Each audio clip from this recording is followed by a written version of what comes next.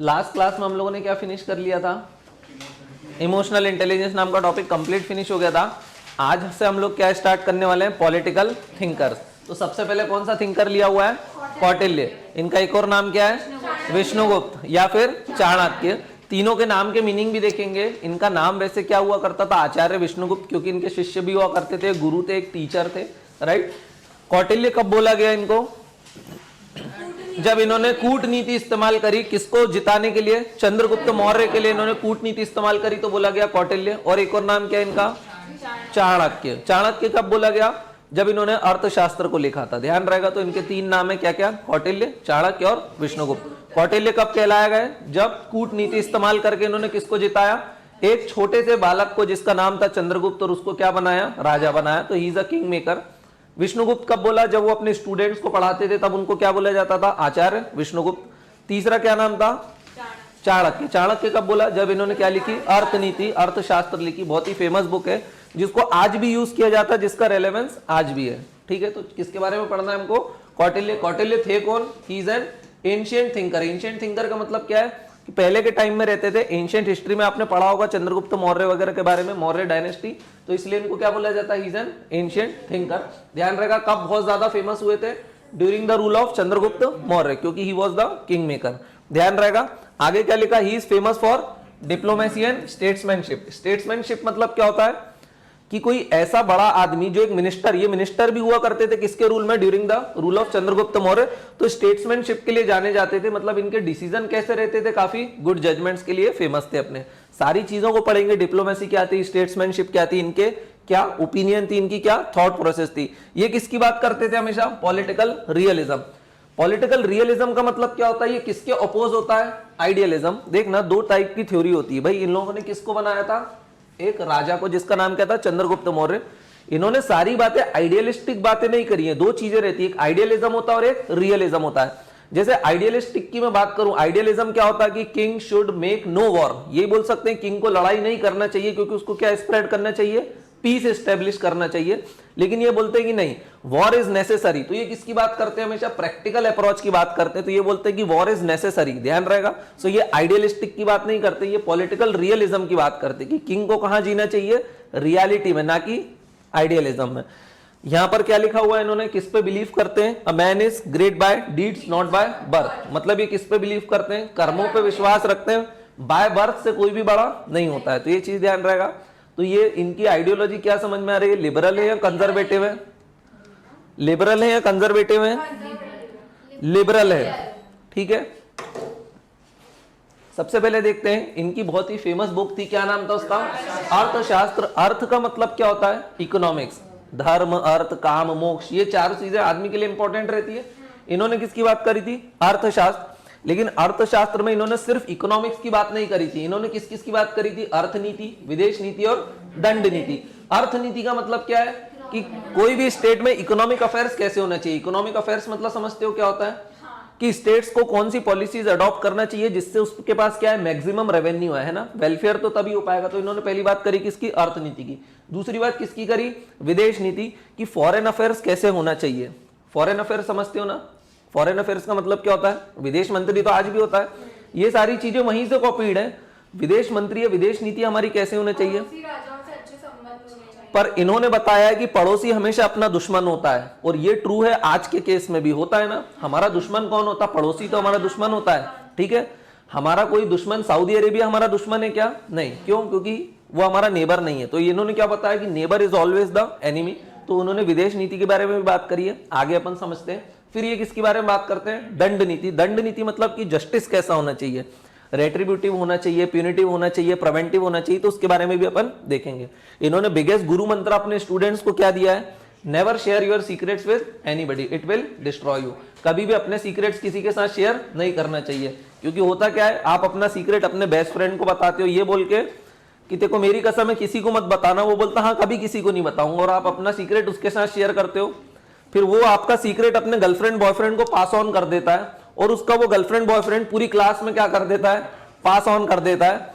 पर आपको क्या लगता है कि मेरा ये सीक्रेट सीक्रेट है मगर वो सिर्फ आपको ही लगता है secret. Everybody knows that your secret is now open. तो ध्यान रहेगा। सो इन्होंने क्या बताया, never share your secret with anyone, it will destroy you. ध्यान रखोगे इनकी कुछ बातों को, बड़ी अच्छी अच्छी बातें बताई है। दंड नीति को भी अपन देखेंगे कि जस्टिस कैसे होगा। आगे क्या है इनकी, अब टीचिंग्स वगैरह देख लेते हैं। तो पहले तो ये देखते हैं कि इस टाइम पीरियड में हुआ करते थे। कुछ लोग बोलते हैं अशोक के समय थे या नहीं थे, वो तो डिबेटेबल है, क्योंकि अशोक कब आया था 268 बीसी में, मगर ये तो कब तक रहे थे, केवल 293 बीसी था। तो ये कब थे, यूजुअली चंद्रगुप्त मौर्य के टाइम पीरियड में हुआ करते थे, है ना। अब इन्होंने अपने बहुत सारे व्यूज दिए हैं, सारे व्यूज को अपन समझेंगे। किस किस पे दिए हुए हैं, स्टेट। स्टेट का मतलब यहाँ पर कोई राज्य नहीं है, स्टेट मतलब एक कंट्री, क्योंकि यहाँ पर एस क्या लिखा हुआ है, कैपिटल। असलियत में हम जिसको स्टेट बोलते हैं उनको बोला जाता है प्रोविंस। क्या बोला जाता है, प्रोविंस। और स्टेट का मतलब क्या होता है, स्टेट का मतलब होता है कंट्री। जैसे India is a state, USA is a state, Pakistan is a state. ध्यान रहेगा। सो प्रोविंस की बात नहीं कर रहा है, ये किसकी बात कर रहा है, स्टेट। स्टेट मतलब कंट्री की। तो इनके कुछ व्यूज हैं किस पे, स्टेट पे। फिर वॉर कैसे होना चाहिए, सोशल स्ट्रक्चर मतलब समाज को कैसे आपको जमाना है। इन्होंने क्या बोला, man is great by deeds not by birth. तो ये चीज ध्यान रखना है। डिप्लोमेसी कैसी होना चाहिए, diplomacy is for king and ministers. Civil servants के लिए भी इनके बहुत सारे इंस्ट्रक्शंस हैं, उनको देखेंगे। फिर क्या है, एथिक्स के बारे में बात करते हैं, क्योंकि इन्होंने पूरा एथिकल स्ट्रक्चर बनाने की कोशिश करी है। फिर क्या है, पॉलिटिक्स कैसी होना चाहिए, स्टेट स्टाफ कैसा होना चाहिए, ध्यान रहेगा। और अर्थशास्त्र में इन सबको इन्होंने कैसे यूज किया हुआ है।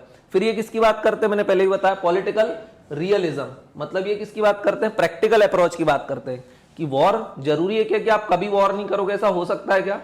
इंडिया में क्या बोलते थे नेहरू जी कि हम, उनको तो नोबेल पीस प्राइज चाहिए था, तो कभी वॉर की बात करते थे नहीं। But sometime war becomes necessary. अगर पाकिस्तान अटैक कर देगा तब भी आप वॉर नहीं करोगे क्या, तब तो सेल्फ डिफेंस में तो करना ही पड़ेगा ना एटलीस्ट। तो ये किसकी बात करते हैं, देखना। कौटिल्य के लिए स्टेट इज पैरामाउंट। स्टेट मतलब देश सर्वोपरि, सबसे ऊपर कौन है, बोले देश है अपना। तो उसके लिए चाहे किंग को कुछ भी करना पड़े, सारे मींस क्या हो जाएंगे, जस्टिफाइड। चाहे वो आपका फंडामेंटल राइट वॉयलेट कर दे, उसको जो भी ब्रूटल मेथड्स यूज करे, क्रिमिनल मेथड्स यूज करे, जो भी मेथड्स को यूज करता, लेकिन अगर वो स्टेट के वेलफेयर के लिए करता तो वो सारी मेथड्स क्या हो जाएंगी, justified. So state is paramount and king is bound to carry out all his duties to preserve the state. क्योंकि किंग की एक ही ड्यूटी है, किंग की ड्यूटी क्या है, टू प्रिजर्व द स्टेट। फिर चाहे वो उसके लिए कोई भी मेजर ले ले, बोल सकते हैं हम लोग। फॉर एग्जाम्पल आज के समय किंग कौन है, prime minister Modi. Prime minister is like the king, है ना।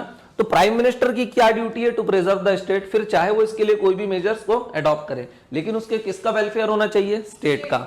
ध्यान रहेगा। Fair and brutal means are justified by the king to remain in power.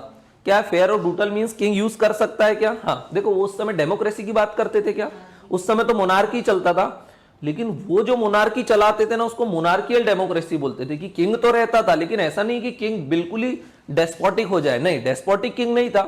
King ऐसा था जो पब्लिक की व्यूज को, पब्लिक की ओपिनियन को भी क्या करता था, कंसिडर करता था, क्योंकि एक एजुकेटेड पर्सन को ही किंग बनाया जाता था। तो अगर किंग कोई भी डेस्पोटिक मीन्स को भी यूज करता है या फिर ब्रूटल मेथड्स को भी यूज करता है पावर में बने रहने के लिए, तो वो भी क्या है, जस्टिफाइड है। क्योंकि वो किंग किसके लिए कर रहा होगा ये सारी चीजें, स्टेट के लिए, और स्टेट के वेलफेयर के लिए सारी चीजें क्या है, जस्टिफाइड। ध्यान रहेगा। और इन्होंने किसके बारे में बात करी थी, वेलफेयर स्टेट। वेलफेयर स्टेट मतलब समझते हो क्या होता है, what is this welfare state. Welfare state का मतलब क्या होता है, बोलो जल्दी, सबकी भलाई होती रहे उसमें। इसका मतलब इन्होंने सोशलिज्म को प्रमोट नहीं किया था, ऐसा नहीं था कि सबको फ्री बीज देते रहो। वेलफेयर स्टेट की बात करी थी, ध्यान रहेगा। चलो आगे देखें।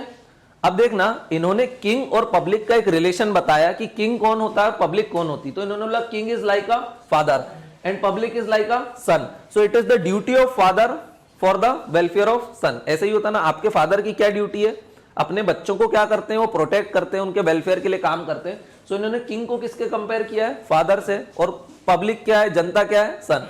सो Modi is like a father और हम सब क्या है, सन। ध्यान रहेगा। कौटिल्य ने क्या एनकरेज किया है, हमेशा वॉर। देखो कौटिल्य क्या बोलते थे, वो पीस की बात नहीं करते थे। कौटिल्य हमेशा बोलते थे कि king should always be prepared for war. King को हमेशा क्या करते रहना चाहिए, वॉर। उससे क्या होता है, उससे स्टेट का ही भला होता है। कभी भी पीस की तरफ जाओगे तो आप वीक हो जाओगे, हमेशा क्या करते रहना चाहिए, वॉर।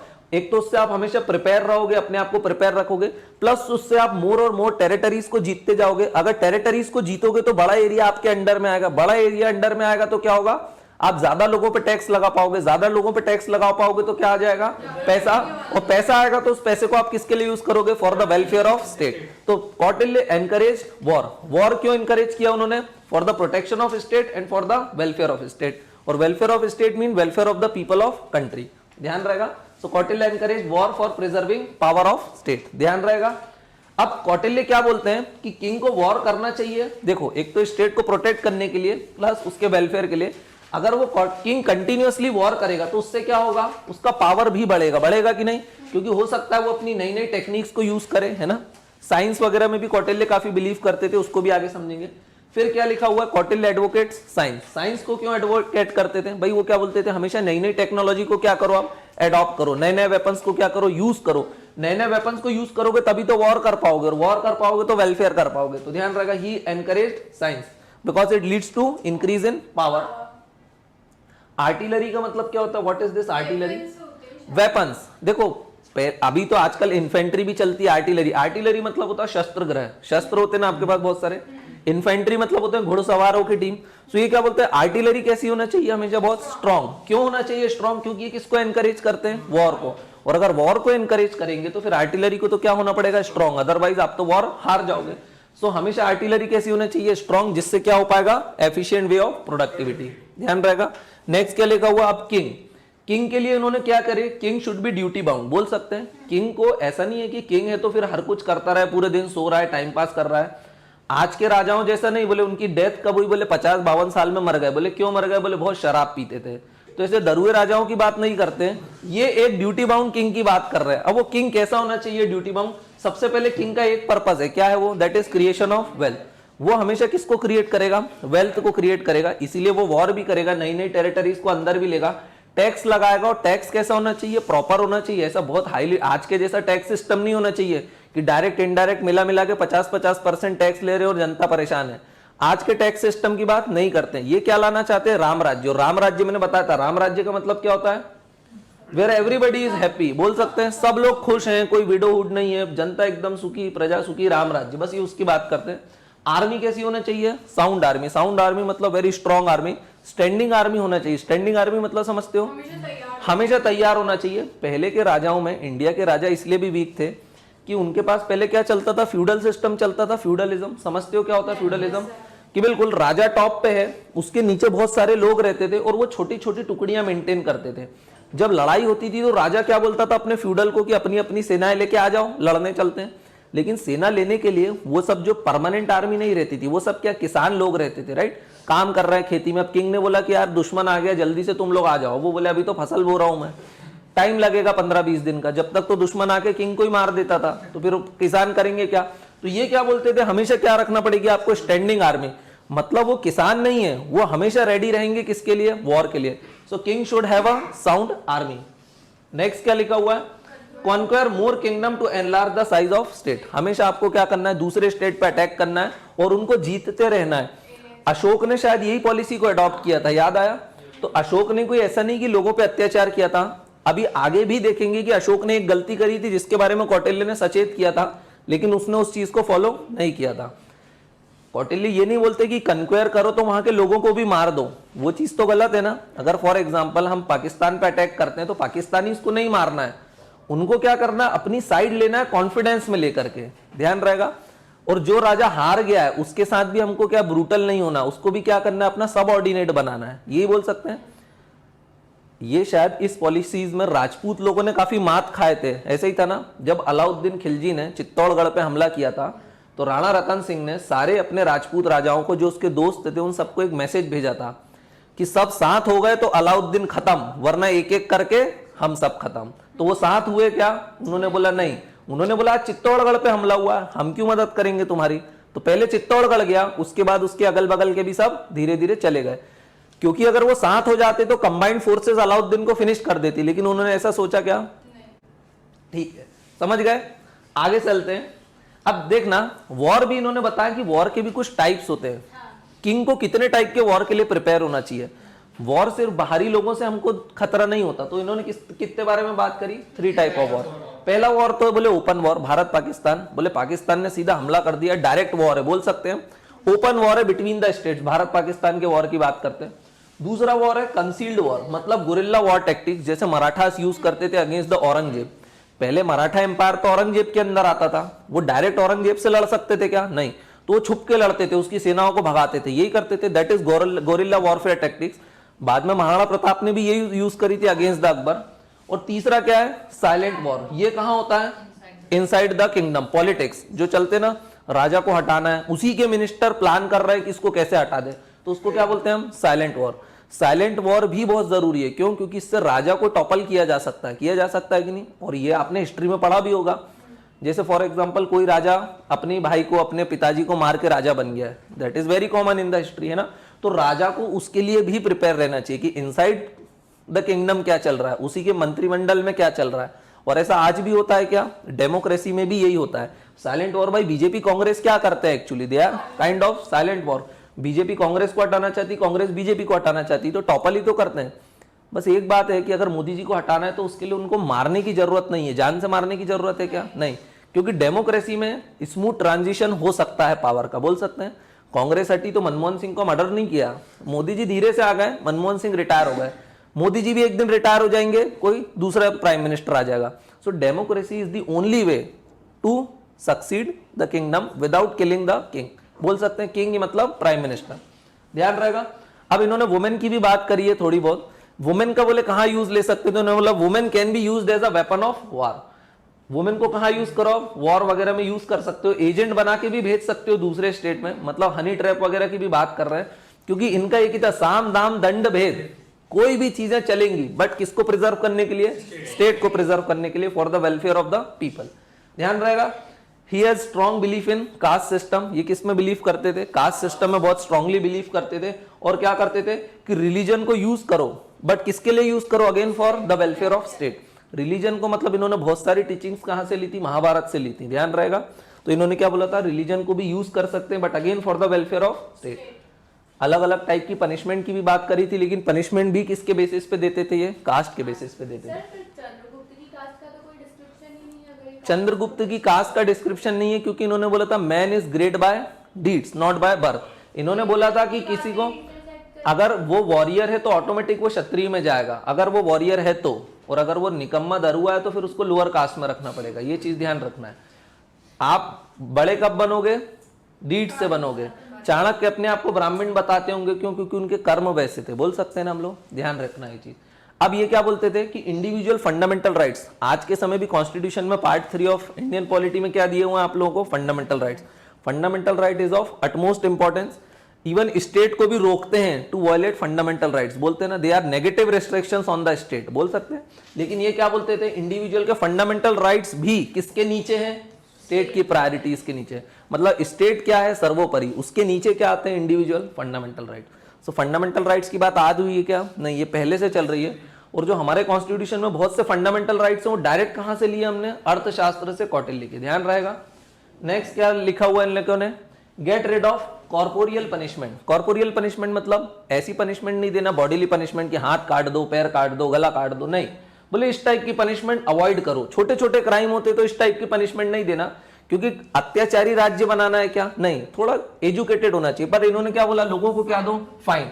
अगेन फाइन से क्या होगा? पैसा आएगा, और पैसा आएगा तो उन्होंने क्या बोला था? अभी देखो, अपन ने अभी देखा था कि राजा को क्या करना चाहिए? Creation of wealth. तो वेल्थ का क्रिएशन होगा, और अगेन वेल्थ को आप किस में यूज करोगे? Welfare of state. वेल्थ को आप किस में यूज करोगे? आर्मी बनाने के लिए, और आर्मी को किस में यूज करोगे? Again welfare of state. So welfare of state is of utmost importance. तो ये क्या बोलते हैं? Get rid of corporeal punishment, instead give fines, है ना, ध्यान रहेगा। ह्यूमन राइट्स को क्या करना है? आपको प्रोटेक्ट करके रखना है ना। अब आगे भी बताते हैं कि जब आप वॉर करोगे तो जो राजा हार गया है तो क्या आप उसको मार दोगे? अगर आप मार दोगे, उसकी गला काट दोगे, तो इससे क्या होगा? वहां के लोगों में आक्रोश आ जाएगा कि हमारे राजा के साथ ये किया। तो उन्होंने क्या बोला? उनके टुवर्ड्स आप क्या शो करोगे? Mercy against those who lost the war. इसको क्या बोलते हैं? वो वॉर जस्टिस। वॉर जस्टिस भी होना चाहिए। और उस राजा को फिर क्या कर लो? आप अपनी साइड मिला लो। लड़ाई करने का मतलब ये नहीं होता कि राजा को मार के ही लड़ाई करी जाती। कई बार क्या होता है? एक्सपांशन होता है। जैसे रामचंद्र जी ने भी एक्सपांशन किया था, है ना। तो उन्होंने ये नहीं किया था कि सबको मार दिया था, उन्होंने सबको जीता था और क्या कर दिया था? सबऑर्डिनेट बना दिया था। बोला तब आप रूल आप ही करो, लेकिन हमारे बिहाफ पे रूल करो, दैट्स इट। उसको क्या बोला उन्होंने? War justice. नेक्स्ट क्या लिखा हुआ है? रेट्रिब्यूटिव जस्टिस भी होना चाहिए। फॉर एग्जांपल कोई क्रिमिनल है, अब मर्डर पे मर्डर किए जा रहा है, तो क्या उस पर भी सिर्फ फाइन लगाएं? बोले मैं तो अंबानी हूं, अब देखो मैं कैसा बिल्कुल चाकू लेके रोड पे निकलूंगा। सो वो जस्टिफाइड हो पाएगा क्या? नहीं। तो इन्होंने बोला रेट्रीब्यूटिव जस्टिस भी होना चाहिए। कई बार बदले की भावना से जब क्राइम होता तो फिर क्या है, क्रिमिनल जस्टिस देना पड़ता है। सो पनिशमेंट भी करना पड़ता है टू प्रिवेंट द क्राइम, ध्यान रहेगा। और इसको इन्होंने क्या बोला? Criminal justice.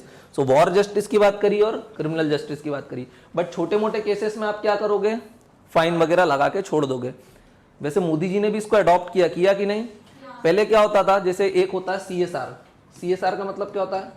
Corporate social responsibility. जो कंपनीज बहुत बड़ी रहती हैं, बहुत बड़ी मतलब जैसे हो गई रिलायंस हो गई, टाटा हो गई, ये है ना, या फिर कोई सी और कौन सी कंपनी बता सकते हो? बिरला वगैरह हो गई, बहुत बड़ी बड़ी कंपनीज है, ये काफी प्रॉफिट जनरेट करती हैं। सो इनको बोलते हैं कि आप अपनी इनकम का कितने परसेंट? 2%। इनकम जितनी भी हुई उसका 2% कहां खर्च करोगे? सोशल रिस्पॉन्सिबिलिटी, मतलब आप लोगों के वेलफेयर के लिए करोगे। कोई लड़कियों को एजुकेट कर दो, ट्राइबल एरियाज में पैसा खर्च कर दो, बच्चों के लिए स्कूल खोल दो। तो ये क्या आप कर रहे हो? कॉर्पोरेट सोशल रिस्पॉन्सिबिलिटी में कितना % पैसा खर्च करोगे? 2% करोगे। और ये चीज मोदी जी ने भी करी है। लेकिन अगर मान लो कोई कंपनी ये पैसा खर्च करने में चूक जाए तो क्या करोगे आप? तो पहले उनके लिए कौन से पनिशमेंट हुआ करती थी? Jail term. लेकिन मोदी जी ने बोला अब जेल रहेगी क्या? नहीं। अब सिर्फ हम क्या करेंगे? कौटिल्य को फॉलो करेंगे और क्या करेंगे? फाइन लगाएंगे। छोटी मोटी चीजों पे भी जेल थोड़ी भेजना किसी, मतलब आपने छोटी सी गलती कर दी, भूल गए, नहीं हो पाया उतना पैसा खर्च, तो क्या सीधे जेल भेज दूंगा मैं आपको? That is wrong. उन्होंने क्या बोला? अब हम क्या लगाएंगे? फाइन लगाएंगे। लेकिन मोदी जी हैं, फाइन इतना मारते हैं कि आदमी कंपनी बंद करके सुसाइड कर लेता है। ले बोले जेल नहीं भेजेंगे, सीधे फंदे पे भेजेंगे।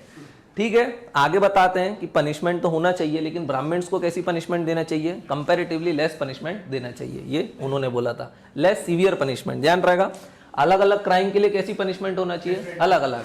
For different crime different punishment is, हाँ, क्योंकि he has strong belief in caste system, है ना, ध्यान रहेगा। अब आगे क्या बताते हैं? डिप्लोमेसी की बात करते हैं, क्योंकि अपन ने देखा था इन्होंने बहुत सारे व्यूज दिए हैं, है ना, पॉलिटिक्स पे व्यूज दिए हैं, स्टेट पे व्यूज दिए हैं, है ना। तो अब ये नेक्स्ट व्यूज इनके किसके ऊपर दिए हुए हैं? डिप्लोमेसी पे।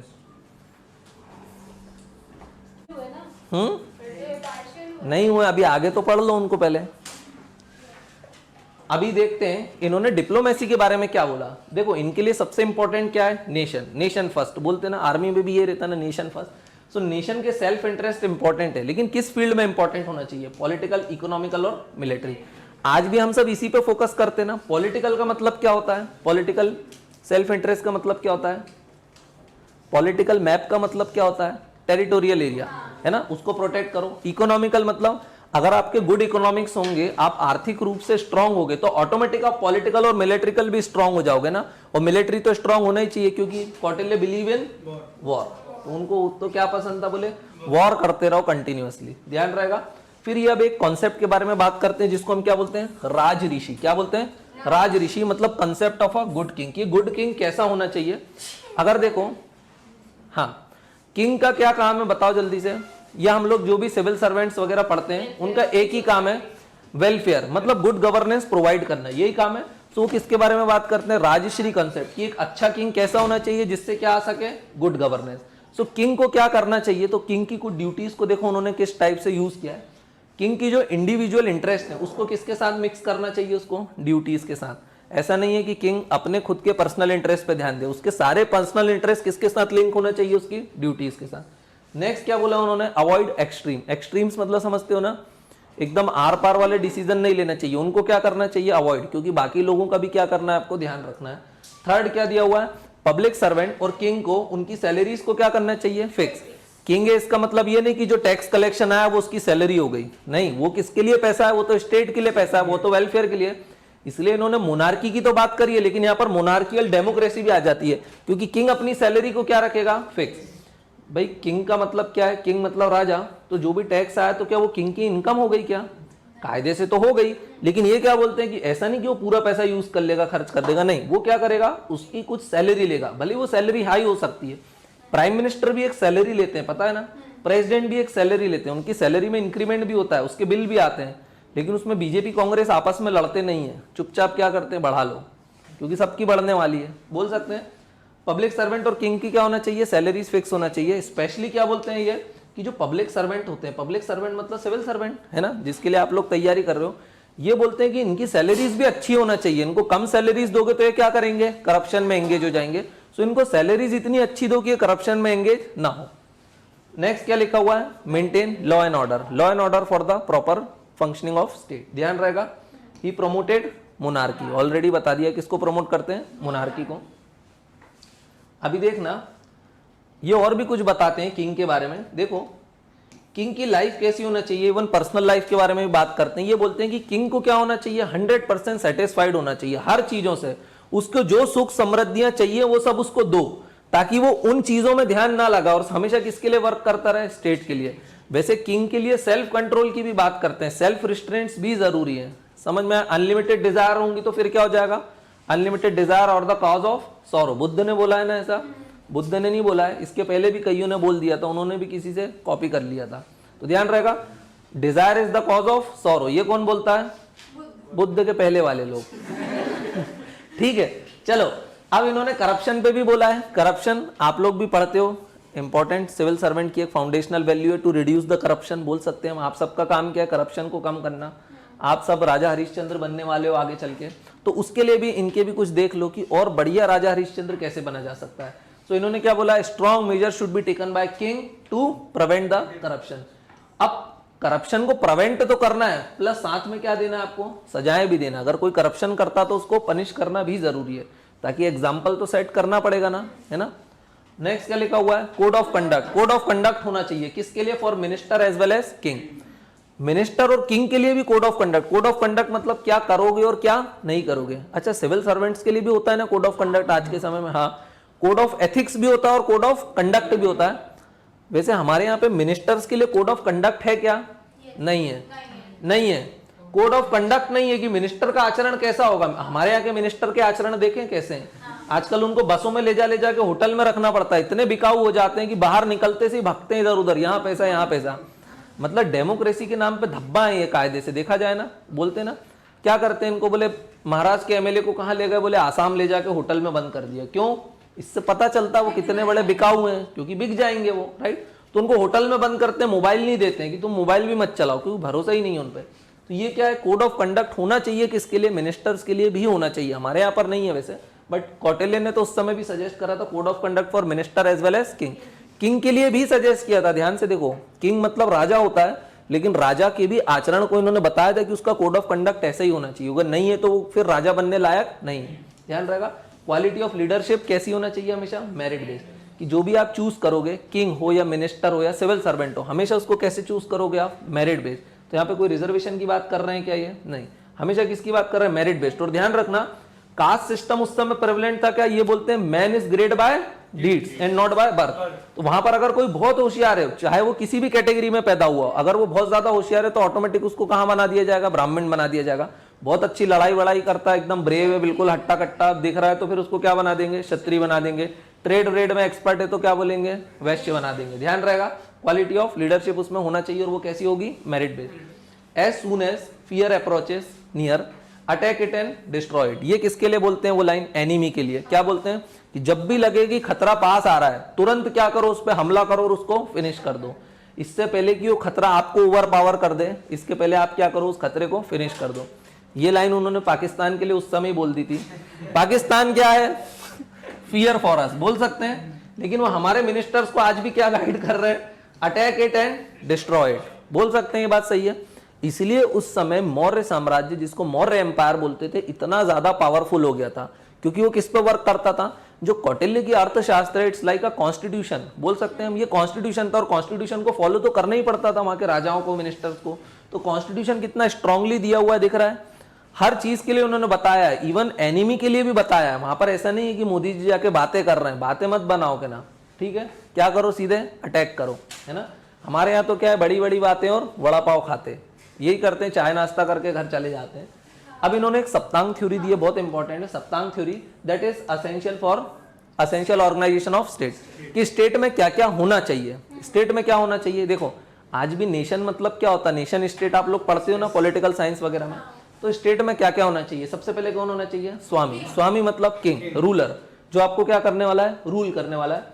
फिर किंग के क्या होना चाहिए, मिनिस्टर, जिसको बोलते हैं अमात्य। क्या बोलते हैं, अमात्य, मतलब मिनिस्टर्स होना चाहिए वहां पे। आज भी है क्या, किंग मतलब प्राइम मिनिस्टर, मिनिस्टर तो आज भी है काउंसिल ऑफ मिनिस्टर। जनपद मतलब पॉपुलेशन। नेशन की डेफिनेशन पता है आपको क्या होती है, नेशन मतलब वहां पर गवर्नमेंट होना चाहिए, पॉपुलेशन होना चाहिए, पॉपुलेशन सॉवरेन होना चाहिए, है ना। नेक्स्ट क्या लिखा हुआ है, दुर्ग। दुर्ग मतलब क्या होता है, फोर्टिफाइड कैपिटल। आज भी हम लोग दुर्ग का कॉन्सेप्ट फॉलो करते हैं क्या, आज चूंकि देश इतना बड़ा है लेकिन दुर्ग तो आज भी है कि नहीं है। कहां पर है दुर्ग वैसे, दिल्ली में, ध्यान रहेगा। कोष मतलब ट्रेजरी होना चाहिए। ट्रेजरी मतलब भाई राजा के पास पैसा भी होना चाहिए ना, ट्रेजरी भी होना चाहिए। आज भी है हमारे पास consolidated fund of India. Next क्या लिखा हुआ, आर्मी होना चाहिए, दंड। और मित्र मतलब किंग के कुछ एलाइज होना चाहिए। आज भी है क्या हमारे एलाइज, हाँ बोलते हैं ना रशिया हमारा एक एलाई है, मित्र है, बोलते हैं ना मित्र राष्ट्र है वो, तो आज भी एलाई का कॉन्सेप्ट तो आज भी है। तो ये सारे कॉन्सेप्ट तो हम आज भी यूज कर रहे हैं। तो ध्यान रहेगा सप्तांग थ्योरी क्या बोलती है कि क्या क्या चीजें जरूरी है। असेंशियल ऑर्गन ऑफ स्टेट, क्या क्या होना चाहिए वहां पे, स्वामी, स्वामी मतलब रूलर, मात्य मतलब अमात्य मतलब मिनिस्टर, जनपद मतलब पॉपुलेशन, दुर्ग मतलब फोर्टिफाइड कैपिटल होना चाहिए। फोर्टिफाइड कैपिटल तो आज भी है, दिल्ली में भी कैंट बना के रखा, कैंटोनमेंट समझते हो ना, दिल्ली में कैंट है, लेकिन उस कैंट में बहुत आर्मी भी नहीं रखते हैं, क्योंकि अगर आर्मी दिल्ली की तरफ कूच कर देगी तो क्या हो जाएगा, मोदी जी को वो टॉपल कर देंगे। नेक्स्ट क्या लिखा हुआ है, कोष। कोष मतलब ट्रेजरी, दंड आर्मी और मित्र एलाई। समझ में आया, ये सारी चीजें होती हैं। वैसे हमारे धर्म में, हिंदुइज्म में 7 प्रकार की माताएं होती हैं जिनका हमको कभी भी वध नहीं करना चाहिए। उसमें एक माता होती है राजमाता। राजमाता मतलब क्या होता है, वाइफ ऑफ किंग, ध्यान रहेगा। गौ माता भी होती हैं, ध्यान रहेगा। बायोलॉजिकल मदर तो होती हैं, प्लस साथ में राजमाता भी होती है, गौ माता भी होती है, उनका भी ध्यान रखना। अब नेचर ऑफ स्टेट कैसा था, तो ये क्या करते थे, लॉ ऑफ फिश को फॉलो करते थे। लॉ ऑफ फिश का मतलब क्या होता है, बड़ी मछली हमेशा छोटी मछली को खा जाती है ना। So might was always right, ध्यान रहेगा। तो ये किसकी बात करते थे, टोटल अनार्की की, ध्यान रहेगा। और ये बोलते भी थे कि भाई एक्सपांशनिज्म सही है, क्यों, क्योंकि आप वॉर करोगे, दूसरी टेरिटरीज को अपने अंदर मिलाओगे तो स्टेट क्या हो जाएगा, स्ट्रांग। और अगर एक बार स्टेट स्ट्रांग हो जाता है ना तो फिर लोग सुखी हो जाते हैं, बोल सकते हैं। सोच के देखो, ब्रिटिश एम्पायर, ब्रिटिशर्स ने क्या करा था। ब्रिटिशर्स की लाइफ जब कॉलोनियलिज्म चलता था, उन्होंने हमारी लाइफ तो खराब कर दी थी, लेकिन ब्रिटिश के लोगों की लाइफ क्या हो गई थी, बहुत उस समय लेविश हो गई होगी, बोल सकते हैं। तो इन्होंने क्या बोला था, नेचर ऑफ स्टेट क्या होना चाहिए, लॉ ऑफ फिश को फॉलो करो, bigger fish swallow the smaller ones, might was always right. तो टोटल एनार्की की बात करते हैं। रोल ऑफ किंग क्या होना चाहिए, इन्होंने एक्सटेंसिव पावर्स दे रखी थी, किसको, किंग को।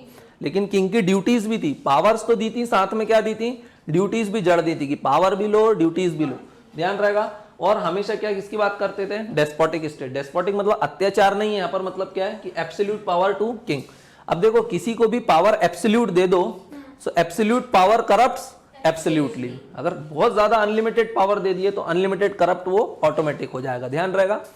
कुछ इन्होंने कोट्स भी दिए हैं कि जैसे अगर कोई मछली पानी में तैर रही है तो आप पता कर सकते हो कि कितना पानी उसने पी लिया है, हाँ। तो वैसे ही किंग का भी, अगर अनलिमिटेड पावर दोगे तो कभी पता नहीं कर पाओगे उसने कितना करप्शन कर दिया है। आज भी मिनिस्टर्स के बारे में करप्शन पता कर पाते हैं क्या हम, क्यों, क्योंकि minister is like the fish, that is कहां तैर रही है वो, पानी के अंदर। कितना पानी पी लिया आप बता सकते हो, नहीं बता सकते हो, ध्यान रहेगा। किंग को हमेशा क्या फॉलो करना चाहिए, राजधर्म। इसका बड़ा फेमस स्पीच है, अटल बिहारी वाजपेयी जब गुजरात दौरे में गए थे सन 2002 में, तो उन्होंने स्टेट से, उस समय मोदी क्या थे, चीफ मिनिस्टर, तो अटल बिहारी वाजपेयी ने मोदी को क्या बोला था कि यू शुड फॉलो राजधर्म। राज्य धर्म क्या होता है, लोगों के वेलफेयर में वर्क करना, ध्यान रहेगा। तो मोदी जी ने वहां से स्टेज पे साइड से कि सर मैं भी तो वही कर रहा हूं, समझ गए। अब क्या है, राजा को क्या करना चाहिए, he should exhibit self control. Self control भी होना चाहिए उसके पास। और सेल्फ कंट्रोल किन चीजों में, तो उन्होंने बोला था कि 6 दुश्मन होते हैं, किसके, राजा के। राजा के क्या, आप सबके भी 6 दुश्मन है, दैट इज लस्ट। लस्ट मतलब सेक्सुअल डिजायर, हाँ लालच भी बोल सकते हैं। एंगर मतलब क्रोध, ग्रीड मतलब लालच, समझ गए। ओवर जॉय, बहुत ज्यादा किसी चीज में खुश नहीं होना है। वेनिटी मतलब बहुत ज्यादा प्राइड नहीं लेना है। और क्या लिखा हुआ लास्ट, कहां चला गया, हॉटीनेस। हॉटीनेस मतलब टू प्राउड ही नहीं होना है ना, बहुत ज्यादा प्राउड भी नहीं लेना है किसी के ऊपर, ध्यान रखोगे। तो क्या है आपके 6 एनिमीज, क्या है आप लोगों में भी है वो, lust, anger, greed, over joy, vanity and haughtiness, है ना। हॉटीनेस, हॉटीनेस मतलब टू प्राउडी नहीं होना चाहिए। प्राउडी मतलब बहुत ज्यादा ऐसा नहीं कि कोई काम करके आया तो बस अपनी अपनी बढ़ाई किए जा रहे हो, वो भी नहीं होना चाहिए। थोड़ा सेल्फ रिस्ट्रेंट्स भी होना चाहिए। ये समझ में आ गया। उसके बाद ये क्या बात करते हैं, सिस्टम ऑफ लॉ। लॉ कैसा होना चाहिए, तो मैंने बता दिया, मोनार्कियल डेमोक्रेसी। अब मोनार्की भी है और डेमोक्रेसी भी है। वैसे इसका कोई एग्जांपल आज की लाइफ में एग्जिस्ट करता है क्या? ब्रिटेन। ब्रिटेन क्या है? Britain is monarchy as well as democracy. देखो मोनार्की का मतलब क्या होता है? Head of the state should be hereditary. कैसी होना चाहिए वो? हेरिडिटरी होना चाहिए। देखो हेड ऑफ द स्टेट, हमारे यहाँ पे हेड ऑफ द स्टेट कौन है? दो केस लेते हैं अपन, इंडिया का और जापान का। इंडिया में हेड ऑफ द स्टेट कौन है? प्रेसिडेंट। इंडिया में हेड ऑफ द स्टेट कौन है? प्रेसिडेंट। जापान में हेड ऑफ द स्टेट कौन है? किंग। अब देखो हमारे यहां पर जो हेड ऑफ द स्टेट है, जो प्रेसिडेंट है, वो इलेक्टेड होता है क्या? हाँ, he is elected but he is indirectly elected. ध्यान रखोगे, वो इलेक्शन तो होता है लेकिन कैसा होता है? इनडायरेक्टली। मगर इलेक्शन होता है, इलेक्शन होता मतलब आप इसको चेंज कर सकते हो, बोल सकते हैं। लेकिन on the other hand Japan में कौन है? किंग, और ही इज हेरिडिटरी। इसको आप चेंज कर सकते हो क्या? नहीं। So head of the state should be elected. So Britain और जापान ये भी क्या है? मोनार्कियल डेमोक्रेसी ही है। लेकिन यहां पर किंग क्या होता था पहले के समय में? हेड ऑफ द स्टेट होता था, प्लस वो हेड ऑफ द गवर्नमेंट भी होता था। जैसे यूएसए की बात करता हूं, यूएसए में हेड ऑफ द स्टेट कौन है? President. And head of the government कौन है? President. So he has absolute power, बोल सकते हैं। लेकिन ये प्रेसिडेंट कैसा है? इलेक्टेड है। लेकिन उस समय इलेक्टेड होता था क्या? नहीं। सो ये क्या करते हैं? मिक्स सिस्टम दे रहे थे उस टाइम के लिए, क्योंकि उस टाइम तो मोनार्कियल सिस्टम ही चलता था, राइट? डेमोक्रेसी वगैरह इतनी ज्यादा प्रिविलेज नहीं हुआ करती थी। ध्यान रहेगा, किंग हमेशा क्या बनाता है? Law, because he is the head of the state as well as head of government. तो लेजिस्लेचर में भी वही बैठता होगा, और किंग को एब्सोल्यूट पावर भी दे रखी। लेकिन वो लॉ बनाते समय उसके पास कुछ सोर्स होना चाहिए। सोर्स मतलब जिसके थ्रू वो लॉ बनाएगा। तो लॉ कैसे बनाएगा? वो सेक्रेड लॉ बनाएगा, है ना? एविडेंसेस वगैरह देखेगा, बुक्स वगैरह को रीड करेगा, हिस्ट्री और कल्चर को ध्यान में रखेगा, प्लस क्या करेगा? वो addicts of the king. Addicts मतलब समझते हो? जो पुराने राजा हैं उन्होंने भी कुछ अपने संदेश वगैरह छपवाते हैं ना, जैसे अशोक के रॉक एडिक्ट्स मिलते हैं, हाँ, तो उनको भी ध्यान में रखना। समझ में आया? सो किंग को कैसे वर्क करना है। अभी तो टाइम हो गया है, एक लेक्चर और लगेगा, क्योंकि कौटिल्य इज वेरी इंपॉर्टेंट। क्यों है बहुत important? Because he is Vishnugupta. समझ में आ गया?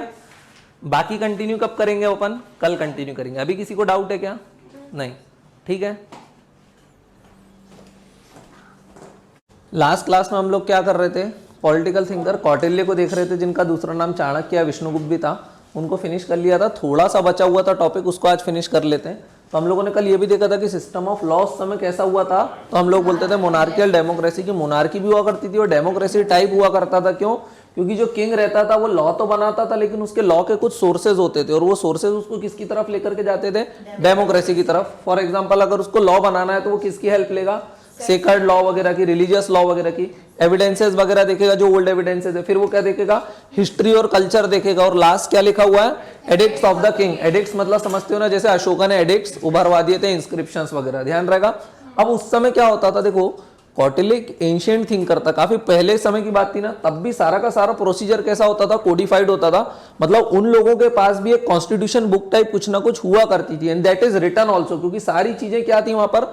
कोडिफाइड थी। तो हम बोल सकते हैं उस समय भी क्या एग्जिस्ट करता था? एक रिटन कॉन्स्टिट्यूशन। अभी देखना, आगे देखते हैं कि उस समय की गवर्नमेंट मशीनरी कैसी हुआ करती थी। अभी तक हम लोगों ने बहुत सारी चीजें देखी, तो गवर्नमेंट मशीनरी कैसी होती थी? वहां पर प्रॉपर सुपरिंटेंडेंट्स भी हुआ करते थे, जैसे आज भी होते हैं सुपरिंटेंडेंट्स ऑफ पुलिस, प्लस वहां पर रेवेन्यू कलेक्टर भी हुआ करते थे, जिसको आज तुम लोग क्या बोलते हो? कलेक्टर वगैरह, है ना? तो उस समय भी हुआ करते थे ये सारी चीजें। ध्यान रखोगे, जिसका काम क्या रहता था? To collect revenue. ध्यान रहेगा। अब यहाँ पर कौटिल्य के कुछ कोट्स और दिए हुए हैं, कोट्स को डायरेक्टली मेंशन कर सकते हो आंसर राइटिंग में। सबसे पहले क्या दिया हुआ है? बहुत बढ़िया quote, education is the best friend, an educated person is respected everywhere, and education beats beauty and the youth. ध्यान रहेगा, एजुकेटेड हो आप और ब्यूटीफुल नहीं भी हो तो भी काम चल जाएगा, और बहुत ज्यादा ब्यूटीफुल हो लेकिन एकदम जाहिल हो तो काम नहीं बनेगा। ध्यान रहेगा। So education is the best friend, an educated person is respected everywhere. So he is educated. अब इनकी ब्यूटी के बारे में तो हमको पता नहीं है, बट ये पता कि that he was educated, that's why he is respected everywhere. अब कुछ इंपॉर्टेंट पॉइंट्स देख लेते हैं। जब कौटिल्य हुआ करते थे, कौटिल्य बोला जाता है कि कौटिल्य प्राइम मिनिस्टर भी हुआ करते थे। प्राइम मिनिस्टर मतलब समझते हो ना, किंग के प्राइम मिनिस्टर। प्राइम मिनिस्टर का काम होता था कि सारे मिनिस्टर में सबसे इंपॉर्टेंट मिनिस्टर कौन होता है? Prime minister. वो किंग को एडवाइस भी करते थे सारे इंपॉर्टेंट मैटर्स पे।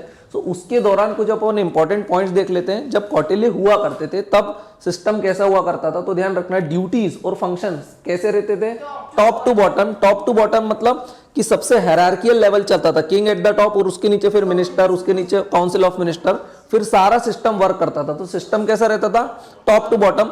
अच्छा, इंडिया में आज का सिस्टम कैसा है, टॉप टू बॉटम ही है। देखो हर जगह नहीं है, यूएसए में ऐसा नहीं बोल सकते टॉप टू बॉटम, लेकिन हमारे यहाँ पर तो क्या है, central government at the top, उसके नीचे कौन आता है, स्टेट गवर्नमेंट्स आती हैं, फिर उसके नीचे अलग अलग फंक्शंस होते रहते हैं, सारे डिपार्टमेंट्स करते हैं, राइट। सो उस समय क्या चलता था, top to bottom within the monarchy. ध्यान रहेगा, अगर आपने कोई भी अच्छा काम किया तो आपको क्या मिलेगा, रिवॉर्ड्स और पेनाल्टीज भी मिलेंगी अगर आपने कोई गलत काम किया है तो। अब जो गुड गवर्नेंस, उस समय गुड गवर्नेंस हुआ करता था, देख रहे हो आप, क्योंकि सारे कैसे चेक्स एंड बैलेंसेस है। इवन उन्होंने फाइन वगैरह भी ऐसे एक्सट्रीम फाइन्स देते थे क्या, एक्सट्रीम पनिशमेंट देते थे क्या, नहीं, वो बिलीव करते थे फाइन वगैरह लगाओ, स्टेट को पावरफुल बनाने की बात करते थे। तो उस समय क्या बोल सकते हैं हम, क्या हुआ करता होगा, गुड गवर्नेंस, तो उसको क्या बोलते थे, योग क्षमा। क्या बोलते थे, योग क्षमा। अब देखना, गुड गवर्नेंस या स्टेट को कौटिल्य इतना पावरफुल बना गए थे कि आने वाले सक्सेसर, अशोका ने पूरे एम्पायर को बिल्ड किया था क्या, नहीं, उसने इनहेरिट किया था, किससे, उसके फादर से। उसके फादर ने किससे किया था, चंद्रगुप्त मौर्य से। भाई चंद्रगुप्त मौर्य के लड़का कौन था, बिंदुसार। बिंदुसार से किसने लिया, अशोक। इवन अशोक के मर जाने के बाद भी 100-150 साल तक एम्पायर चलता रहा, जबकि बहुत ज्यादा मिसमैनेजमेंट हुआ। मतलब कितना स्ट्रॉन्ग एम्पायर बना के गए होंगे कौटिल्य, ये समझ में आ रहा है। फिर क्वालिटी ऑफ एडमिनिस्ट्रेशन किस पे था, तो हम लोगों ने देखा था वो किस पे बिलीव करते थे, merit. A man is great by deed and not by birth, so he believe in the system of merit. तो मेरिटोक्रेसी उस समय चला करता था। अब जो भी सिस्टम था वहां पर क्या देखने को मिलते हैं हमको, एथिकल प्रिंसिपल।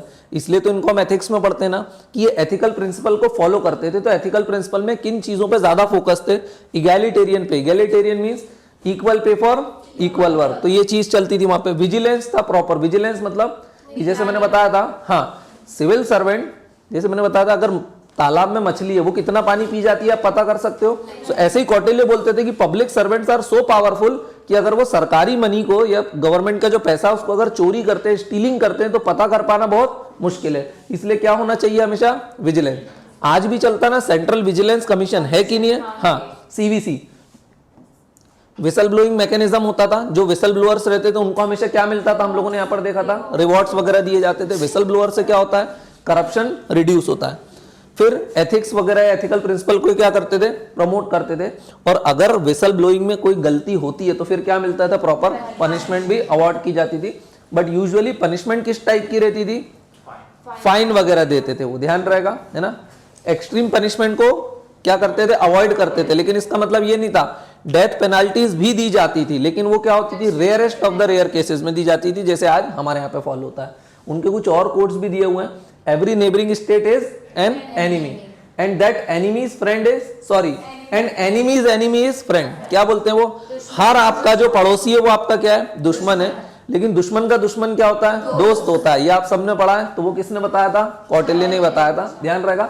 नेक्स्ट क्या लिखा है, मैंने ऑलरेडी बता दिया कि अगर तैरती हुई मछली कितना पानी पी लेती है ये पता करना क्या है, ऑलमोस्ट इम्पॉसिबल है। वैसे ही गवर्नमेंट सर्वेंट कितना पैसा चुरा लेता है वो भी पता कर पाना ऑलमोस्ट इम्पॉसिबल होता है। So just as it is impossible to know when a swimming fish is drinking water, so it is impossible to find out when a government servant is stealing money, वो कितना पैसा चोरी करता है। इसलिए proper checks and balances होना ही चाहिए उसके ऊपर, ध्यान रहेगा। लास्ट क्या लिखा हुआ है, good behaviour win even an enemy, ध्यान रहेगा। सो आपका बिहेवियर कैसा होना चाहिए, अच्छा होना चाहिए। बोलते हैं ना शक्ल अच्छी नहीं है तो बातें कैसी करो, अच्छी करो at least. So good behaviour win even an enemy, तो एनिमी को भी दोस्त बनाने के बारे में ये बता रहे हैं। वैसे इन्होंने ये कोट क्यों लिखा था यहाँ पर कि every neighbouring state is an enemy, क्योंकि ये किस में बिलीव करते थे, एक्सपांशनिज्म में। ये क्या बिलीव करते थे कि अगर कहीं भी फियर दिख रहा है तो क्या करो, अटैक करो और उसको डिस्ट्रॉय कर दो। एमिनेंट थ्रेट को तो क्या कर दो, खत्म कर दो। पृथ्वीराज सिंह चौहान के बारे में सबने सुना है, हाँ, शायद वो ये बात भूल गए थे कि उनके एनिमीज कौन थे, उनके नेबर्स ही थे, अफगान ही थे बोल सकते हैं। उन्होंने एनिमी को एक बार छोड़ दिया था, ना कि उसको डिस्ट्रॉय किया था, और अगली बार उस एनिमी ने क्या किया, उनको ही डिस्ट्रॉय कर दिया। तो ये चीज ध्यान रहेगा, सिर्फ उन्होंने उनको डिस्ट्रॉय नहीं किया, उसके बाद क्या हो गया था, लंबे समय तक मुस्लिम शासन आ गया था, बोल सकते हैं, हाँ, 800 सालों का। तो कौटिल्य यहाँ पे फिनिश होते हैं। उसके बाद आज अपन एक नए पॉलिटिकल इंडियन फिलोसोफर को करेंगे जिनका क्या नाम है, चारवाक। क्या नाम है, चारवाक। ये समझ में आ गया था सबको, हाँ।